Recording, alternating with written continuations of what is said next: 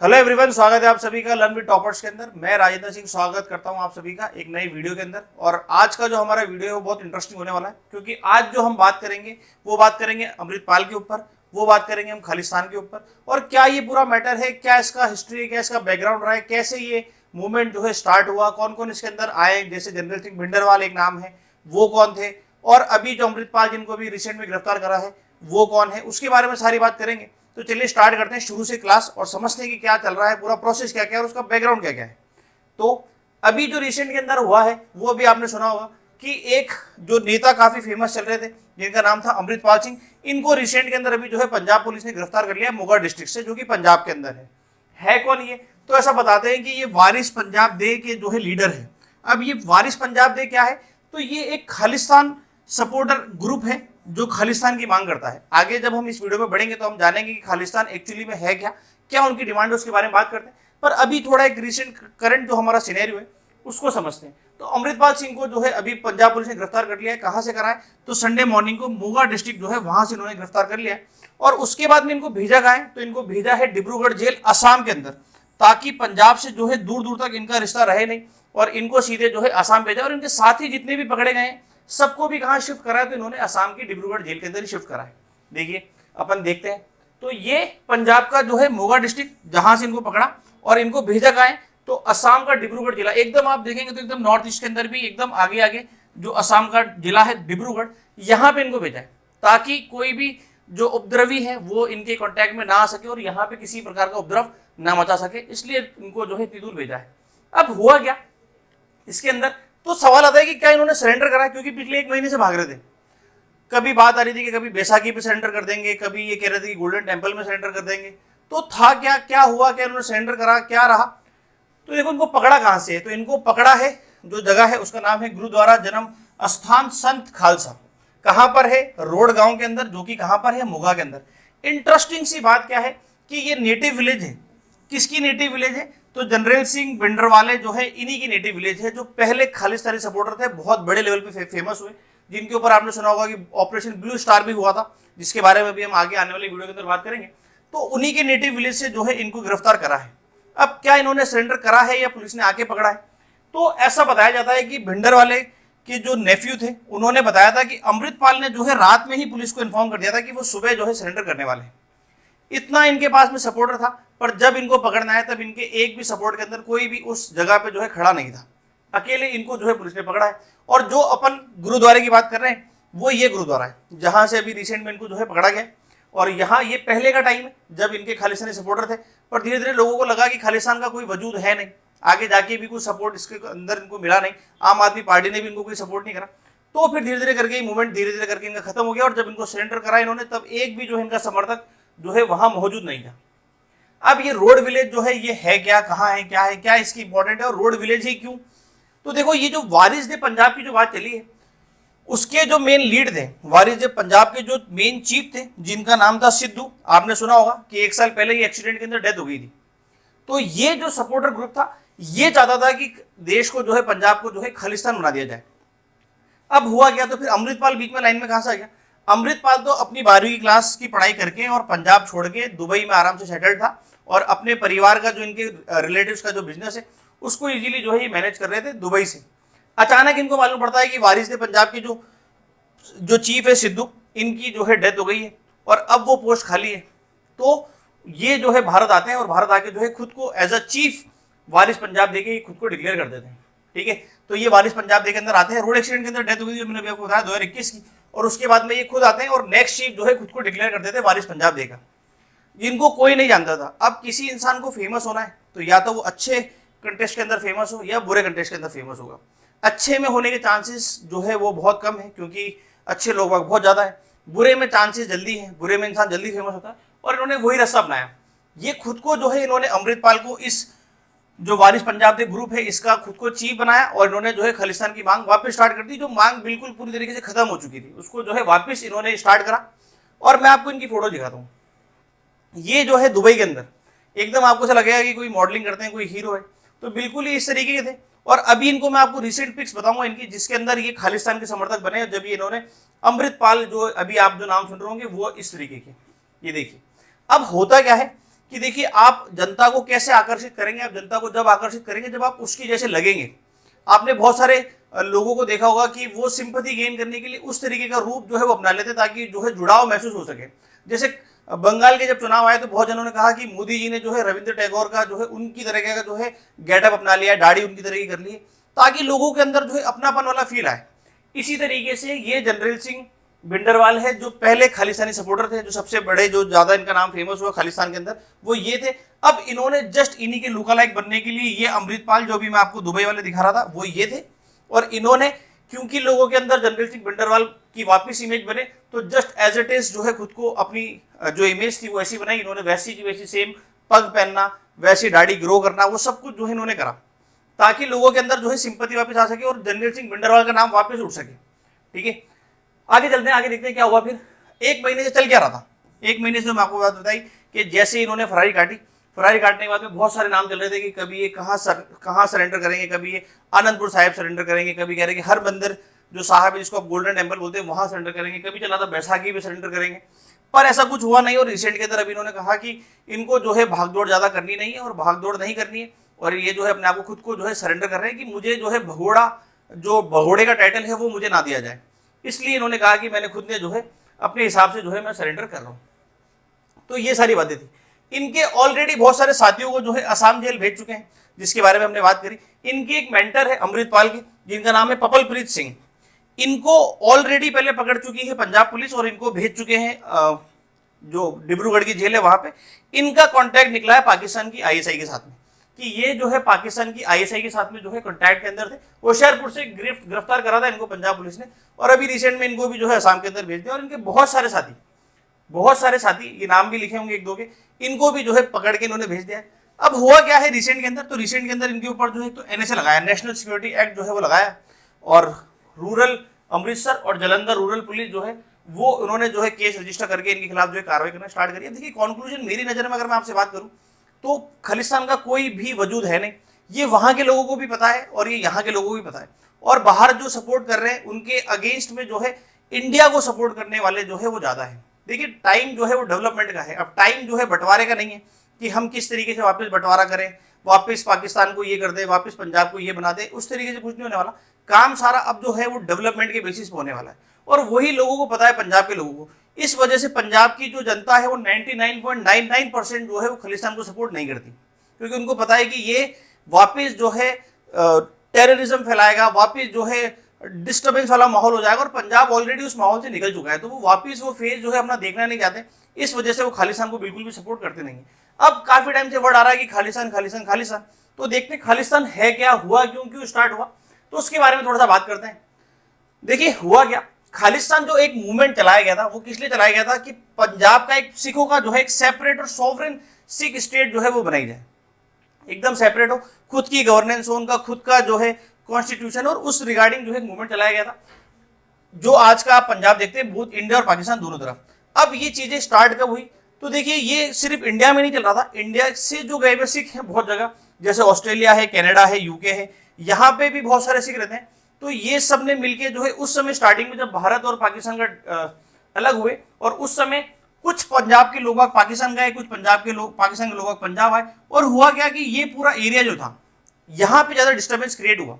अब ये disturbance create क्यों हुआ, तो देखिए दो चार इनकी मेन साइट्स है सिख की मेन साइट्स क्या क्या है। जैसे हम बात करें इंडिया पाकिस्तान के अंदर, यहाँ पे कम्युनल वॉयलिज्म जो है वो स्टार्ट हो गया था, कुछ इंडिया जा रहे थे, कुछ इंडिया से पाकिस्तान जा रहे थे, और इनकी जो मेन साइट्स है जैसे लाहौर जो कि कैपिटल थी महाराजा रणजीत सिंह की, ये पाकिस्तान चली गई थी, जिसको भारत में चाहते थे कि ये भारत में ऊपर, ये कहाँ चली गई, पाकिस्तान चली गई। महाराजा रणजीत सिंह से ध्यान रखिएगा, गोल्डन टेम्पल पे जो सोना चढ़ा हुआ है जो आप देखते हैं वो महाराजा रणजीत सिंह ने ही चढ़ाया था, ठीक है, ये भी ध्यान रखिएगा। दूसरा, इनकी होली सिख श्राइन जो ननकाना साहिब है, जो बर्थ प्लेस है गुरु नानक की, वो जिन्होंने सिख को फाउंड करा, सिखिज्म को फाउंड करा है, वो भी कहाँ चला गया, पाकिस्तान के अंदर चला गया। तो काफी टेंशन भरा माहौल था। तो भारत के अंदर इनको ऐसा लगता था सिख को कि इनकी जो है माइनॉरिटी रह जाएगी और इनको कोई जो है वैल्यू नहीं मिल पाएगी, क्योंकि मेन प्लेसेस जो है वो कहाँ चली गई, वो सारी पाकिस्तान के अंदर चली गई, इंडिया के अंदर कम है और केवल 2% पॉपुलेशन है। इसलिए ये शुरू से चाहते थे कि हमारी जो है पंजाबी स्पीकिंग एक स्टेट बनाई जाए, हमारा खुद का जो है कॉन्स्टिट्यूशन हो, हम खुद की जो है हमारी गवर्नमेंट हो, हम खुद का कॉन्स्टिट्यूशन हो, हम खुद के हिसाब से जो है काम करें। जिसको एक और वर्ड इन्होंने यूज करते हैं, इसको बोलते हैं पंजाबी सुबह मूवमेंट। अब ये बात चली, सरकार के पास ये बात पहुंची, और जब सरकार के पास में बात पहुंची तो हमारे यहाँ पे बनाया गया स्टेट रीऑर्गेनाइजेशन कमीशन। आपने बहुत सारे नाम सुने होंगे, जेवीपी समिति, जिसमें जवाहरलाल नेहरू, पट्टाभी सीतारमैया ये सब थे, और एक आपने सुना होगा फजल अली आयोग, कि किस तरीके से हमें जो स्टेट्स बनाने। और उन्होंने जो है डिमांड करी कि हमें जो है पंजाबी लैंग्वेज के ऊपर जो है एक पंजाबी सूबा, जो इन्होंने डिमांड थी कि पंजाबी लैंग्वेज के ऊपर स्टेट बनाई जाए, तो इन्होंने डिमांड करी। पर ये जो हमारा स्टेट रीऑर्गेनाइजेशन कमीशन था, उसने इस डिमांड को जो है साफ सुथरे शब्दों के अंदर नकार दिया। उन्होंने कहा कोई भी राज्य बनेगा तो वो राज्य जो है भाषा के आधार पर तो बिल्कुल भी नहीं बनेगा। फिर वापस से डिमांड उठी, और डिमांड उठने के बाद में जो है एक नया पंजाब बनाया गया, जिसके अंदर पंजाबी बोलते थे, और जो हिंदी बोलते थे उनके लिए हरियाणा और हिमाचल प्रदेश जो है वो बनाया गया। मैप से समझते हैं इसको। तो देखिए पहले क्या हालत थी, तो 1956 के अंदर ये सारा पूरा पंजाब था और ये छोटा सा हिमाचल प्रदेश था। बाद में हरियाणा के और हिमाचल प्रदेश दो अलग अलग राज्य बनाए गए जो हिंदी स्पीकिंग राज्य थे, और जो पंजाबी बोलने वाले थे वो ये पंजाब के अंदर आ गए। तो यहाँ पे फिर इनको जो है कंप्लीट रिकॉग्निशन मिली पंजाबी बोलने वालों की। अब आनंदपुर साहिब रेजोल्यूशन है क्या, इसके बारे में थोड़ा समझते हैं। तो देखिए क्या हुआ कि पंजाबी सूबा मूवमेंट लीड कौन कर रहा था, तो एक पार्टी बनी वहां पे जिसका नाम था अकाली दल। अकाली दल ने क्या करा, अकाली दल ने ही सबसे पहले ये जो वहां पे कह सकते हैं आपकी रिजोल्यूशन उठाया कि हमें जो है अलग सोवरेन कंट्री चाहिए, ये सब इन्हीं की थी। और वहां के लेजिस्लेटिव चुनाव के अंदर जब पूरे भारत के अंदर कांग्रेस अपना परचम फैला रही थी, उस समय पंजाब के अंदर कोई परचम फैला रहा था तो वो थी अकाली दल। और लोग बाग पंजाब के बहुत ज्यादा सपोर्ट करते थे अकाली दल को भी। और इंदिरा गांधी जो है उनको ऐसा लगता था कि यार ये अकाली दल जो है ऐसा ना हो कि बहुत ज्यादा बड़ी एक पार्टी बन के आ जाए। इंदिरा गांधी को भी इस चीज की टेंशन थी। और 1971 के अंदर हुआ क्या कि इंदिरा गांधी सरकार तो जीती, पर अकाली दल की परफॉर्मेंस जो है धीरे धीरे जो है कम होने लगी।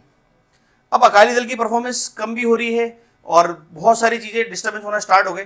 तभी एक इंसान का नाम निकल के आता है जिसका नाम था आपके कौन, जनरल सिंह भिंडरवाल। अब हुआ क्या उस समय, तो थोड़ा सा अपन आगे चलते हैं और आगे देखते हैं कि हुआ क्या। आनंदपुर साहिब यहाँ पे रेजोल्यूशन लिए गए, और मेन जो इनका रेजोल्यूशन था वो ये था इंटरनल कॉन्स्टिट्यूशन की, हमारा जो कॉन्स्टिट्यूशन हो वो एकदम सेपरेट होना चाहिए। भारत जिस तरीके से आपने जम्मू कश्मीर के अंदर सुना होगा कि जम्मू कश्मीर का संविधान एक अलग संविधान है, वहां की बातें, भारत की सारी बातें वहां पे एक बार में लागू नहीं होती, वैसा ही कुछ ये डिमांड कर रहे थे कि हमारी जो है इस तरीके की मांगे हैं। और ये बातें सिर्फ भारत में नहीं उठी है, ये बातें पूरे जो है विश्व के अखबारों में उठी है। जैसे न्यूयॉर्क टाइम्स जो है वहां पे भी जो है खलिस्तान के बर्थ के बारे में जो है इन्होंने बातें करी और बहुत सारी बातें उठी। अब इन बातों को आगे लेके कौन गया, तो इन बातों को आगे लेके जाता जनरल सिंह भिंडरवाले। ये इन बातों को आगे लेके गए और इन्होंने जो है सबसे पहले ही डिमांड करी कि हमें जो है एक ऑटोनोमस बॉडी जो है वो बना दी जाए। और इनकी पर्सनैलिटी ऐसी थी कि युवा जो है वो बहुत जल्दी आकर्षित हो रहे थे। मतलब युवा इनकी बातें सुनते और बहुत जल्दी इनकी बातों में मोल्ड हो जाते और उनको बहुत ज्यादा सपोर्ट करते। बहुत ज्यादा इनकी पर्सनैलिटी इस कदर रही कि ये जहां जहां इन्होंने अपनी बातें करी है लोगों ने इनको खूब सपोर्ट दिया है। और धीरे धीरे करके इनकी तादाद जो है, इनके सपोर्टर्स की तादाद बहुत ज्यादा बढ़ गई। और इन्होंने जो है बहुत बड़ी सारी चीज जो है सेटअप कर ली, एक बहुत बड़ी आर्मी जैसे इनके साथ में चलती थी, बहुत सारा इन्होंने सेटअप करा।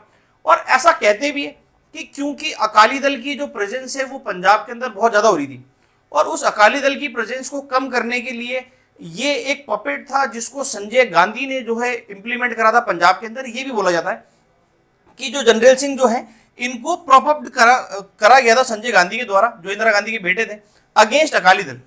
क्योंकि अकाली दल का जो है बेनिफिट्स जो है वो इंदिरा गांधी सरकार को तो मिल ही नहीं रहा था, तो वो चाह रहे थे कि क्योंकि अकाली दल की इमेज डाउन करी जाए, तो उन्होंने कहा कि अपनी तरफ से एक आदमी भेज देते।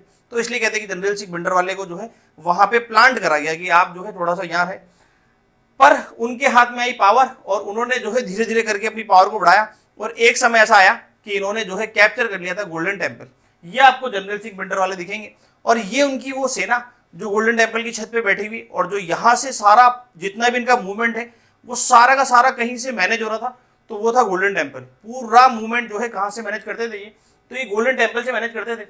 और बहुत सारी फिर सरकार के लिए धीरे धीरे जो है प्रॉब्लम करना इन्होंने स्टार्ट करी, और इनका एक ही डिमांड थी मेन कि हमें जो है सोवरेन स्टेट बना दिया जाए। और धीरे धीरे चीजें जो है वॉयलेंट होना स्टार्ट हो गया। पहले तो बातें चल रही थी, पर बातों के बाद में धीरे धीरे करके जो है वॉयलेंट हुए और बहुत सारी जो है जंग छिड़ी बहुत सारी। और धीरे धीरे करके जो है इन्होंने अपना एक सिविल डिसोबीडिएंट मूवमेंट चला दिया था अकाली दल के साथ में मिलकर, जिसका नाम था धर्म युद्ध मोर्चा। इसको मैनेज कहां से कर रहे हैं अभी भी, तो ये गोल्डन टेम्पल से कर रहे हैं। गोल्डन टेम्पल को तो इन्होंने अपना पूरा कब्जे के अंदर ले लिया था। पहले केंद्र सरकार को इतनी बातें लगी नहीं, केंद्र सरकार ने कहा ठीक है चल रहा है। धीरे धीरे इन्होंने कहा, इनकी एक ही मांग थी, इन्होंने कहा कि हमें जो है आनंदपुर साहिब जो है उसका रेजोल्यूशन जो है वो पास करवाना है। उसमें मेन मांग जो इनकी थी वो यही थी कि सोवरेन स्टेट बनाना है और उसका नाम रखेंगे हम खालिस्तान। ये इनकी जो है मेन डिमांड थी। और पर धीरे धीरे इंदिरा गांधी को लगा कि ये देश के लिए जो है हार्म हो सकता है, ठीक है, ये देश के लिए जो है ढंग से काम कर नहीं रहे थे और ये जो है डिस्टर्बेंस क्रिएट कर रहे थे कंटिन्यू पंजाब के अंदर।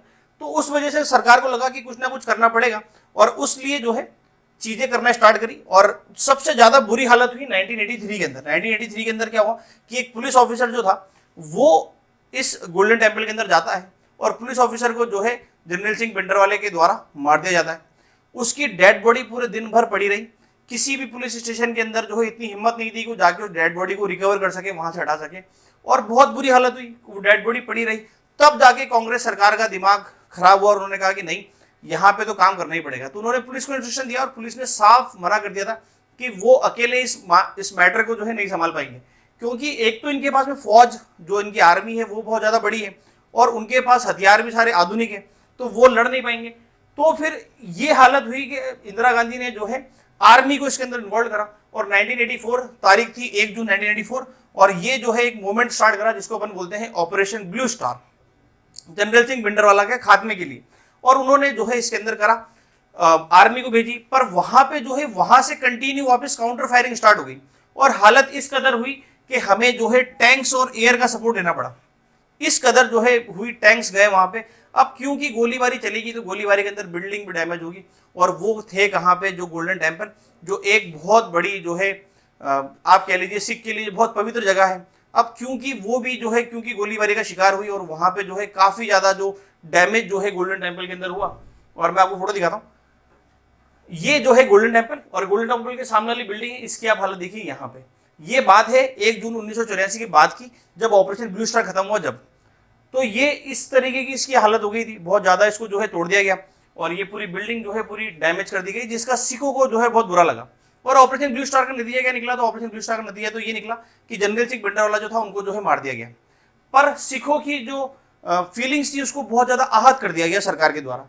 और ये बात जो है निकल के आई सामने कब, जब इसके अंदर जो आर्मी, ऐसा बताया जाता है कि ये जो पूरा ऑपरेशन चला था ब्लू स्टार, जिसके अंदर गवर्नमेंट के अकॉर्डिंग जो है 83 इंडियन आर्मी के सोल्जर्स भी मरे और कुछ 249 जो है इंजर्ड हुए हैं इस ऑपरेशन के अंदर और 493 सिविलियन जो है इनकी भी डेथ हुई है इसके अंदर।